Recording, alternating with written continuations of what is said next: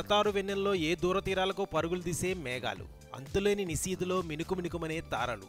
విశ్వం నిజంగా ఎంతో అద్భుతం కదూ. ఇంత అద్భుతమైన విశ్వంలో మనం నిజంగా ఒంటరివాళ్లమా? భూమి లాంటి మరో గ్రహం ఉందా? 14 లోకాలు ఉన్నాయా? ఎన్నో ఆలోచనలు మనసుని తొలిచివేస్తూ ఉంటాయి. సువిశాలమైన విశ్వం గురించి, కొన్ని వింతైన నిజాల గురించి ఇప్పుడు తెలుసుకుందాం. నక్షత్రాలు పేలిపోయిన తర్వాత ఆ పేలుడు కేంద్రంలో ఏర్పడే నక్షత్ర స్థితిని న్యూట్రాన్ నక్షత్రంగా పిలుస్తారు. ఈ నక్షత్రం జస్ట్ 10 కిలోమీటర్ల విస్తీర్ణంలో ఉన్నా కూడా మన సూర్యుడి కన్నా అనేక రెట్లు ద్రవ్యరాశితో ఉంటుందట. సాధారణంగా ఇవి సెకనుకు 60 సార్లు తమ చుట్టూ తాము కిరువును తిరుగుతూ ఉంటాయి. కొన్ని అసాధారణ పరిస్థితుల్లో వీటికి భౌతిక లక్షణాలు మారిపోయి ఏకంగా సెకనుకు 600 సార్లు కూడా తిరుగుతాయట. అంతరిక్షంలో మనం అరిచి కేకలేసినా పక్కనున్న వారికి కాదు కదా, మన శబ్దం మనకే వినిపించదు. ఎందుకంటే యానకం లేనిదే ధ్వని తరంగాలు ప్రయాణించలేవు. మరి రోదిస్సులో వాతావరణం ఉండదు కాబట్టి ధ్వని ప్రయాణానికి అవకాశం లేక అంతా సైలెంట్గా ఉంటుందన్నమాట. మరి వ్యోమగాములు ఎలా మాట్లాడుకుంటారో తెలుసా? రేడియో కమ్యూనికేషన్ ద్వారా. కాంతిలా ధ్వని శూన్యంలో ప్రయాణించలేదు కాబట్టి సరిపోయింది. లేకపోతే విశ్వం నుంచి నిరంతరం వచ్చే శబ్దాలతో మన చెవులు చిల్లులు పడేవి.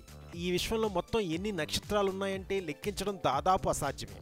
అయితే మన పాలపుంతలోని తారల సంఖ్యతో విశ్వంలోని అన్ని గ్యాలక్సీల సంఖ్యను గణిస్తే ఖచ్చితంగా కాకపోయినా ఎంతో కొంత అంచనా వేయచ్చు. ఈ రకంగా చూస్తే విశ్వంలో 70 సెక్స్ట్రిలియన్ల అంటే 70 మిలియన్ తారలు ఉండవచ్చునని ఆస్ట్రేలియన్ నేషనల్ యూనివర్సిటీ శాస్త్రవేత్తల అంచనా. అలాగే విశ్వంలో బిలియన్ల కొద్దీ తారలు ఉండవచ్చని నాసా అంచనా వేసినప్పటికీ జిలియన్ అంటే అసంఖ్యాక సంఖ్యగా పేర్కొంటారే గానీ అది ఎంత అన్నది ఇంతవరకు ఎవరూ నిర్ణయించలేదు. ఇక చందమామపై మనిషి పాదం మోపినప్పుడు ఏర్పడిన ముద్రలు చెరిగిపోవాలంటే 10 కోట్ల ఏళ్ల పడుతుందట. ముద్రలు చెరిగిపోవాలంటే మట్టి కదలాలి. మట్టి కదలాలంటే గాలి లేదా నీరు కావాలి. చంద్రుడిపై ఇవి రెండూ ఉండవు కాబట్టి పాదముద్రలు, రోవర్ చక్రాల జాడలు కోట్ల ఏళ్ల పాటు అలాగే ఉండిపోతాయన్నమాట. జాబిల్లిపై నిరంతరం అతి సూక్ష్మ స్థాయిలోని ఉల్కారేణువులు కురుస్తూనే ఉన్నా అవి పేరుకుపోయిన జాడలు చెరిగిపోవడం అనేది ఇప్పట్లో జరగదు. సౌర కుటుంబం మొత్తం ద్రవ్యరాశిలో 99% ద్రవ్యరాశి ఒక సూర్యుడిదేనట. అందుకే కోట్ల కిలోమీటర్ల దూరంలోని గ్రహాలను సైతం సూర్యుడు అలా గురుత్వాకర్షణతో చుట్టూ తిప్పుకుంటున్నాడు. సాంకేతికంగా చూస్తే సూర్యుడు G-టైప్ మెయిన్ సీక్వెన్స్ స్టార్. ప్రతి సెకనుకు 60 కోట్ల టన్నుల హైడ్రోజన్ను హీలియంగా మార్చేస్తున్నాడనమాట. ఇందులో ప్రతిసారి 40 లక్షల టన్నుల పదార్థం శక్తి రూపంలో విడుదలవుతుంది. అయితే ఇంధనం ఖాళీ కాగానే నక్షత్రాలు నాశనం కాక తప్పదు కాబట్టి మన సూర్యుడు అంచెదశలో రెడ్ జెయింట్గా మారతాడట.